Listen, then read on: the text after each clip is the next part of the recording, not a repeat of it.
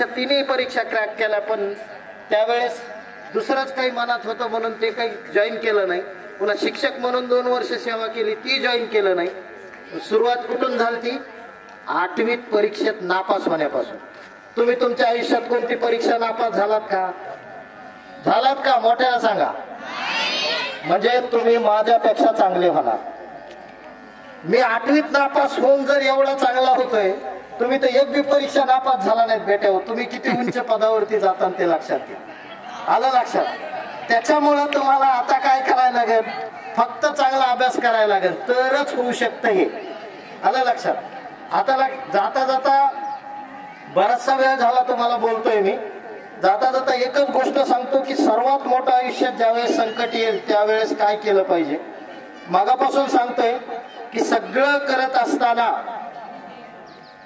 या विद्यालयातील सगळ्या विद्यार्थ्यांसाठी लक्षात घ्या एक गोष्ट.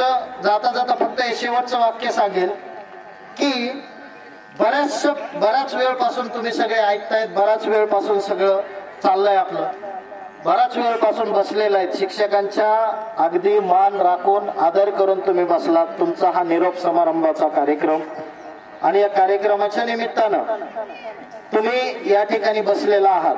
माझ्याकडून फक्त एकच विनंती आहे, इथल्या सर विद्यार्थ्याला कुणालाही जरी स्पर्धा परीक्षेचं मी मार्गदर्शन किंवा मी शिकवत जरी नसलो तरी तुम्हा सर्वांना एक विनंती आहे माझी.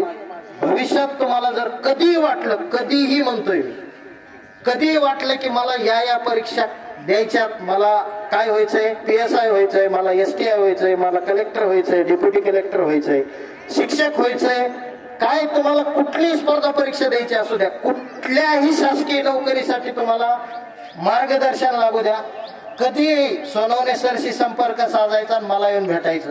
आलं लक्षात? 6 वर्ष सेवा केली विद्यार्थ्याची, MPSC ला मार्गदर्शन केलं, स्वतः 2 परीक्षा पास झालो PSI STIच्या. तुम्हाला काही मार्गदर्शन लाभलं तर मिळेल. दुसरी महत्वाची गोष्ट, तुमच्या शाळेचं माझं जुनं नातं आहे. माझे काही विद्यार्थी तुमच्या शाळेत शिकतायत. 5वी नवोदयचे मगाशी सांगितलं तसं मी हॉस्टेल चालवतो. विद्यार्थी माझ्याकडे 5वी नवोदयचं मार्गदर्शन करतो. ते का करतो? कारण भविष्यात विद्यार्थ्याला स्पर्धा परीक्षेची तयारी करता यावी म्हणून. लक्षात आलं? आता 10वीत देखील तुम्हाला MTS नावाची, महाराष्ट्र टॅलेंट सर्च नावाची एक परीक्षा होती 10वी मध्ये असताना देखील. आता 11वीत जायच्या आधी तुम्हाला एक परीक्षा सांगतो जाता जाता, लक्षात घ्या. कुणाला जर सैन्यात भरती व्हायचं असेल, NDA ची एक्झाम द्यावी लागते तुम्हाला 11वी 12वीत असताना. SPI छत्रपती संभाजीनगरला SPI चे सेंटर आहे. त्या परीक्षेच्या माध्यमातून तुम्ही काय करू शकता? NDA च्या एक्झामची तयारी करू शकता. जाता जाता 11वी 10वीत असताना आता तुम्ही सैन्यात भरती होऊ शकता. आलं लक्षात? आणि ग्रामीण भागातले पोरच हे सगळं करू शकतात. ग्रामीण भागातले विद्यार्थीच याच्यात पास होतात म्हणून सांगतोय. आणि माझ्याकडून जाता जाता एक शाळा खूप छान आवडली. काय सर की 5-6 वर्षात माजलगावनं भरपूर काही दिलंय मला. त्यामुळे मी प्रत्येक शाळेला ज्यावेळेस कुठं मार्गदर्शन करण्यासाठी जात असतो त्यावेळेस शाळेसाठी माझ्याकडून काही ना काही भेटवस्तू म्हणून देत असतो. तर मगाशी सरला म्हणलं तसं, तर या शाळेसाठी म्हणून लक्षात घ्या माझ्याकडून तुम्ही वरती कॅम्प्युटरची लॅब बरोबर आता नवीन चालू केलेली आहे शाळेनं. तर माझ्याकडून म्हणून पुढच्या, मी लांब नाही सांगत, येत्या सोमवारपर्यंत आपल्या शाळेला माझ्याकडून 5 PC कॅम्प्युटर माझ्या शिवाज्ञा सेवाभावी संस्थेकडून आपल्या शाळेला मी देणार आहे. त्यामुळे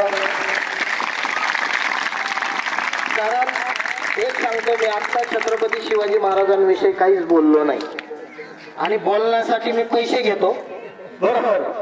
इथं फुकट मार्गदर्शन केलं कारण विद्यार्थी तुम्ही माझे आहात म्हणून. आणि यावर्षी एकही तारीख घेतली नाही मी. कमीत कमी 25 ते 30 या महिन्यामध्ये मी 25-30 ठिकाणी जातो आणि मार्गदर्शन करतो. एका ठिकाणी कमीत कमी 20 ते 21 हजार रुपये घेतो बोलण्याची. जाताना एक प्रसंग सांगू का थोडा इतिहासात तुम्हाला तरतरी येईल म्हणून. मी बी काय आहे ते कळेल म्हणून सांगतो. आयुष्यात सगळ्यात मोठं मी काय म्हणतोय, तुम्हाला जर तरतरी आहे म्हणून आधी आपण महाराजांची एक बिरुदावली घेऊ, म्हणजे तुम्ही जरा असा उल्हासित होता, जरा एनर्जी आहे. एकतर माईक आपला थोडासा काय म्हणतो लाईटच्या प्रॉब्लेममुळे प्रॉब्लेम आहे. असो पहा, एकच वाक्य एकदा फक्त महाराजांच्या नावानं जय घोष करा. प्रौढ प्रताप पुरंदर क्षत्रिय कुलावतंश सिंहासनाधीश्वर श्रीमन महाराज राजाधिराज छत्रपती शिवाजी महाराज की, छत्रपती शिवाजी महाराज की. 393वी जयंती आज आपण साजरी करतोय महाराजांची. कितवी? 393. आता मला एक प्रश्न पडतो, 393 वर्ष होऊन देखील छत्रपती शिवाजी महाराजांचा जयघोष किंवा जयंती आपण या ठिकाणी का साजरी करतो? याचं कारण जर तुम्हाला बघायचं जर असेल तर आपल्याला या काळात नाही त्या काळात जावं लागतं. त्या काळची आर्थिक सामाजिक राजकीय परिस्थिती कशी आहे याचा आपल्याला आढावा घ्यावा लागेल. त्यावेळेस लक्षात येईल आपल्याला की छत्रपती शिवाजी महाराजांचा आपण जयघोष का करतो. या ठिकाणी लक्षात घ्या, तुमच्यासारख्या एखाद्या खेडेगावामध्ये एखादा निजामशाही, मोगलशाही, आदिलशाही, कुतुबशाही, सरंजानशाही, फ्रेंच, पोर्तुगीज, डच, इंग्रज यासारखे परकीय आक्रमण महाराष्ट्रामध्ये होती आणि एखादा सैन्याचा अधिकारी जर तुमच्यासारख्या एखाद्या खेडेगावात यायचा झाला तर आपण जसं आज इथं सजवलंय, मंडप लावलाय, हार, पुष्पहार, तोरणं लावले, तर लक्षात घ्या गावातल्या तरण्या ताट्या पोरायची मुंडकी उडवली जायची आणि त्या मुंडक्याची तोरणं गावच्या वेशीला लावली जायची. इतकी भयान परिस्थिती महाराष्ट्रामध्ये होती आणि अशा परिस्थितीमध्ये छत्रपती शिवाजी महाराजांना स्वराज्य निर्माण केले. कुठून केलंय ते सांगू, किती मोठं केलंय ते सांगताना एकच वाक्य सांगतो सर, की आपली उभी हयात जाते एक घर बांधायला. माजलगाव सारख्या शहरामध्ये 1 गुंठा जमीन घेऊन त्याच्यावरती घर बांधण्यासाठी आपली अख्खी हयात जाते. वयाच्या 11व्या वर्षी रायारावानं गाढवाचा नांगर फिरवलेलं पुणे. त्या 11 वर्षाचे बाल शिवबा वयाच्या 11 वर्षी स्वराज्याची शपथ घेतात आणि सुरुवात करतात. पुढच्या 39 वर्षामध्ये त्यांना महाराष्ट्राच्या छाताडावरती 422 किल्ले उभा केले. किती? आपली अख्खी हयात गेली भाऊ. आपल्या मायबापाला 1 एकर जमीन आगाव घेणं नाही झाली. बापानं जेवढी दिली तेवढीच आता बी आहे. ज्या घरात आपण आधी राहत होतो त्याच घरात आहे आयुष्य गेलं तरी. आलं लक्षात? छत्रपतीनं उभ्या आयुष्यात 422 किल्ले उभा केले. सुरुवात कुठून केली?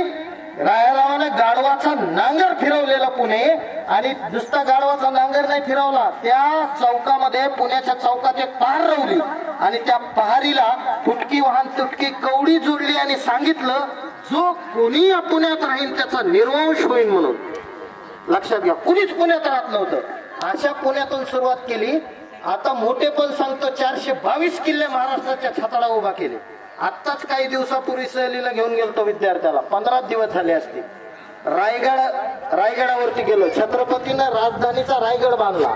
एक ऐका मी, 1 गुंठा जमिनीत आपल्याला एक घर बांधणं होत नाही. बघा इतके आपण कर्तृत्व मोठं आहे आपलं. 1 गुंठा जागा घेऊन त्याच्यात आपल्याला अख्खी हयात जाते, एक घर बांधणं होत नाही. राजधानीचा रायगड किती असेल माहितीये तुम्हाला? किती गुंठ्याचा? 422 एकर आहे. रायगडाचा पूर्ण आवार जर बघितला तर किती? 22 एकर मध्ये 1 किल्ला. तर 422 किल्ल्याचा किती होईल विचार करा. जर एवढं मोठं काहीतरी मिळवायचं जर असेल तुम्हाला आयुष्यात तर काय करावं लागेल? कसं मिळवलं हे सगळं? महाराज एवढे मोठे झाले कसे या प्रश्नाचं उत्तर द्यायचं तर साधं सोपं सरळ उत्तर सांगतो. राजांना एवढं मोठं 39 वर्षात कमवलं कसं असा प्रश्न जर कुणी मला विचारला तर एका शब्दात उत्तर देतो मी त्यांना. उभ्या आयुष्यात राजांना मासाहेब जिजाऊंचा शब्द कधी खाली पडू दिला नाही म्हणून एवढे मोठे राजे झाले. मासाहेबांना जे सांगितलं ते केलं. आपण आपल्या आईचं, आपल्या बापाचं आणि आपल्या गुरुचं किती ऐकतो हे समजून घ्या आधी.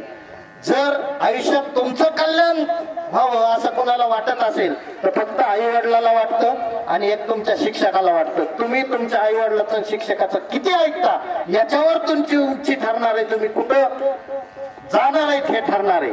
लक्षात घ्या, एक ओळ सांगतो 422 किल्ल्याचं सांगत बसत नाही. 422 एकच किल्ला इतक्या सहजासहजी मिळाला नाही. 4000ची लक्षात घ्या, 40,000ची फौज घेऊन निघालेला खान अफजल खान हे महाराजांवरचं सगळ्यात मोठं संकट आहे. छत्रपतीच्या उभ्या आयुष्यात आलेलं सगळ्यात मोठं संकट कोणतं आहे माहितीये? अफजल खानाची स्वारी. 40,000ची फौज घेऊन निघाला होता ज्यावेळेस विजापुरातून निघाला त्यावेळेस. किती हजाराची फौज घेऊन? आपल्याला एवढं मोठं पुढं मांडून ठेवलंय आयुष्यात, इतके आव्हानं आपल्या समोर आहेत, आपल्या पुढे देखील साधी संकट नाही, तरी बी अजिबात डगमगायचं नाही. 40,000ची फौज घेऊन निघालेला खान आहे. इतकी परफेक्ट प्लॅनिंग केली महाराजानं. तुम्हाला वाटतं किती माणसांनीशी भेटला असन खान? निघाला 40,000ची फौज घेऊन महाराजांना संपवतो म्हणून. किती व्यक्तींशी भेटला माहितीये? बघा काय कर्तृत्व असेल. फक्त 2च माणसांनीशी. पहिला व्यक्ती होता कोण? खानाचा वकील कृष्णाजी पंत बोकील. आणि दुसरा होता कोण? खानाचा कोण? अंगरक्षक सय्यद. 2च माणसांनीशी भेटावं लागलंय अफजल खानाला, फक्त 2. आणि निघाला 40,000ची फौज घेऊन. याला म्हणायचं प्लॅनिंग. आयुष्यात तुमच्या प्लॅनिंग करा. छत्रपतीचं चरित्र आयुष्यात, उभ्या आयुष्यात एकदा तरी वाचा. सगळ्याला एवढं सांगेल, फक्त आयुष्यात एकदा तरी वाचा. छत्रपतीचं चरित्र 9वीत मी वाचलं तर आज त्या चरित्रामुळे मी या ठिकाणी आहे. म्हणून आयुष्यात राजांचं चरित्र एकदा तरी वाचायचं. सगळ्याला सांगतोय. एक कादंबरी, ती कादंबरी सगळ्यांना वाचायची, ज्याच्यातून लहानपणीपासून ते राजांच्या देव आज्ञा होईपर्यंत सगळा इतिहास त्याच्यात मांडलेला आहे. रणजित देसाईची कादंबरी श्रीमान योगी नावाची, ती कादंबरी वाचा. त्याच्यातून खूप मोठा इतिहास तुम्हाला कळेल, एवढी मी विनंती करतो या माध्यमातून. आणि जाता जाता एक शेर सरांचं मला मगाशी आठवण करून दिली. सरांना हिंदीचे शिक्षक आहेत पुन्हा, आणि आयुष्यातली सगळ्यात चांगली आठवण करून दिली आहे का नाही, कानफाडात खाल्लेली. त्याच्यामुळं सरांसाठी एक शेर. सर खूप कष्टातून, खूप तळमळीनं, शून्यातून एवढं सगळं निर्माण केलंय. आणि हे करत असताना खूप आयुष्यात संघर्ष करावा लागला. बऱ्याच ठिकाणाहून माघार घ्यावी लागली, बऱ्याच ठिकाणी पुढे जावं लागलं. माजलगावकरांचं प्रेम मोठं. माझा स्वतःचा देखील तो तालुका आहे, परंतु जोपर्यंत ते म्हणते ना की गड्या आपलं गाव बरं, तसं लहानपणीपासून बाहेर शिकलो, बाहेर वावरलो, बाहेरच्या जिल्ह्यात सगळं काही केलं. पण जेव्हा स्वतःच्या जिल्ह्यात आलो त्यावेळेस खऱ्या अर्थानं जिल्ह्यानं मला मोठं केलं, तालुक्यानं मोठं केलं. म्हणून इथून पुढचं जे काय आहे ते तालुक्यासाठी आपल्याला करायचंय. सगळं काही केलं, घरदार सगळं झालंय आता. त्याच्यामुळे सामाजिक कार्याची पहिल्यापासून आवड आहे छत्रपतीच्या चरित्रामुळं. आणि म्हणून मी एक शेर लिहिला स्वतःसाठी की हमने भी जमाने के कहीं रंग देखे. काय म्हणतोय? हमने भी जमाने के कहीं रंग देखे हैं, कहीं धूप कहीं छाव तो कहीं बारिश के संग देखे. हमने भी जमाने के कहीं रंग देखे हैं, कहीं धूप कहीं छाव तो कहीं बारिश के संग देखे हैं. जैसे जैसे मौसम बदला हमने अपने ही लोगों के बदलते हुए रंग देखे हैं. ये उन दिनों की बात है जब हम मायूस हो जाया करते थे और अपने मासूमियत के जो किस्से हैं वो लोगों को सुनाया करते थे. कभी कभी जज्बात में आकर हमारे आंखों से आंसू भी निकल आ जाया करते थे, लेकिन तभी हमारी जिंदगी में एक दोस्त आया और हमारी जिंदगी का मोड़ ही बदल दिया. अब तो हम तब से हमने अपनी परेशानियां लोगों को बताना ही छोड़ दिया. अब तो हम मुर्दा लोगों के अंदर भी आशाओं के बीज बो देते हैं, और कभी कभी रोना पड़े तो हंसते हंसते रो लेते, हंसते हंसते रो लेते. धन्यवाद सर. या ठिकाणी मला बोलवलं, बोलण्याची संधी दिली त्याबद्दल सर्वांचे मी आभार व्यक्त करतो. धन्यवाद. थँक्यू. धन्यवाद सर. मैं भी ऐसा ही कहना चाहती हूँ. शिखर पर जाना चाहते हैं तो अपने काम में मिटना सीखो. शिखर पर जाना चाहते हैं तो अपने काम में मिटना सीखो. आपके चरणों में दीप जलाएंगे लोग. अपनी सफलता की कहानी लिखना सीखो. अपने सफलता की कहानी लिखना सीखो.